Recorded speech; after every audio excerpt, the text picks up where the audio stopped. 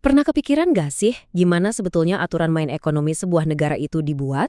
Nah, hari ini kita akan bedah tuntas dunia sistem ekonomi yang kelihatannya rumit, mulai dari model-model besar di dunia sampai apa artinya buat kita di Indonesia. Oke, jadi ini dia nih peta perjalanan kita. Kita bakal mulai dari yang paling dasar dulu. Apa sih sistem ekonomi itu? Lanjut, kita lihat 3 sistem utama yang ada di dunia. Habis itu, kita langsung fokus ke Indonesia dengan sistem Pancasilanya. Kita lihat dasar hukumnya, tantangan-tantangan terkininya, dan kita tutup dengan sedikit renungan kemana sih arah ekonomi kita ini. Oke, kita mulai dari pertanyaan pertama. Apa sebetulnya yang dimaksud dengan sistem ekonomi? Sederhananya gini, sistem ekonomi itu ibarat buku panduan yang dipakai sebuah negara untuk ngatur semua sumber dayanya. Buku panduan ini yang nentuin barang apa yang harus dibuat, gimana cara buatnya, dan yang paling penting, siapa yang bakal nikmatin hasilnya. Nah, pada dasarnya, sistem ekonomi manapun di dunia ini ngejar 4 tujuan utama. Efisiensi, biar untung maksimal dengan biaya minimal, pemerataan, supaya kekayaan terbagi adil, stabilitas, biar nggak gampang kena krisis, dan pertumbuhan, biar ekonomi makin besar. Tapi, yaitu dia, tantangan terbesarnya adalah menyeimbangkan keempatnya secara bersamaan. Dan ini membawa kita ke sebuah dilema klasik. Coba bayangin, sebuah perusahaan, demi efisiensi, mungkin harus melakukan PHK. Keputusan ini bagus buat perusahaan, tapi jelas-jelas bertentangan banget kan sama tujuan pemerataan buat para pekerjanya.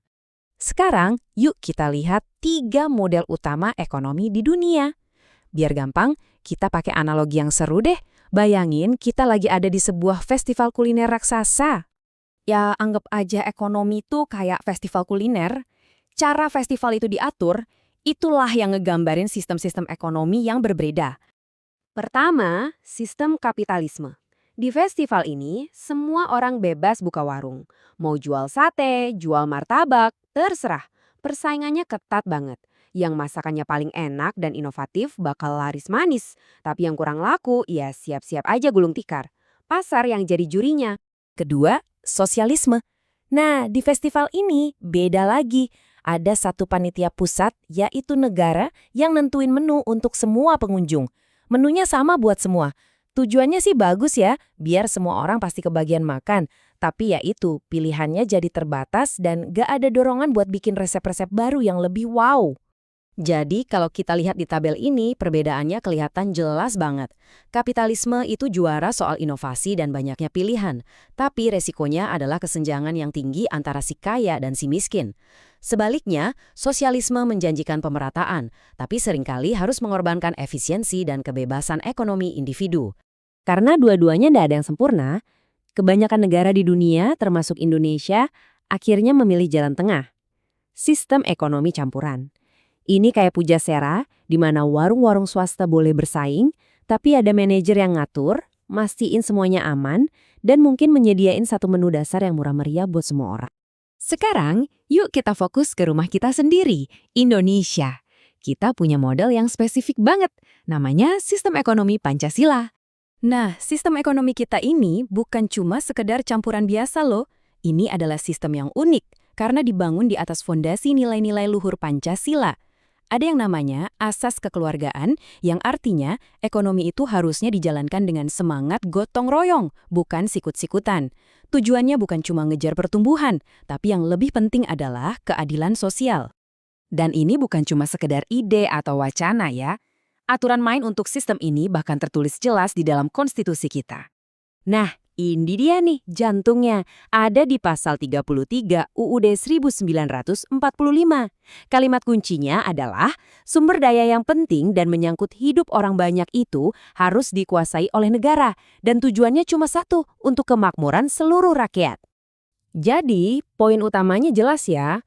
Konstitusi kita mengamanatkan bahwa ekonomi harus dijalankan secara bersama-sama.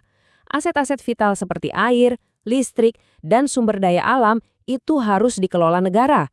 Dan ujung-ujungnya, semua itu harus demi kesejahteraan bersama, bukan cuma buat segelintir orang. Tapi, itu kan cita-citanya. Pertanyaannya, gimana realitanya di lapangan dalam menghadapi tantangan ekonomi zaman sekarang? Kenyataannya, Indonesia itu selalu berada dalam semacam tarik ulur. Di satu sisi, kita punya nilai-nilai luhur Pancasila. Tapi di sisi lain, ada tekanan dari ekonomi global yang menuntut kita untuk terus efisien dan tumbuh cepat. Tantangan besar yang pertama adalah ketimpangan. Lihat aja grafik ini. Kelihatan kan jurang yang dalam antara pusat-pusat ekonomi seperti Jakarta dengan daerah-daerah lain, terutama di Indonesia bagian timur. Ini adalah tantangan nyata bagi prinsip keadilan sosial yang kita anut. Tantangan kedua, kita masih sangat bergantung pada sumber daya alam. Seperti yang terlihat di diagram ini, ekspor kita didominasi oleh komoditas mentah kayak batu bara dan kelapa sawit. Ini bikin ekonomi kita rentan banget. Kalau harga komoditas di pasar dunia anjlok, ekonomi kita bisa langsung goyang. Nah, semua ini akhirnya membawa kita ke satu titik refleksi yang sangat penting. Sambil kita terus berusaha untuk tumbuh dan bersaing di panggung global, pertanyaan mendasar yang harus kita tanyakan pada diri sendiri adalah, apakah kebijakan-kebijakan ekonomi yang kita ambil hari ini masih sejalan dengan visi para pendiri bangsa, yaitu mewujudkan keadilan sosial bagi seluruh rakyat Indonesia?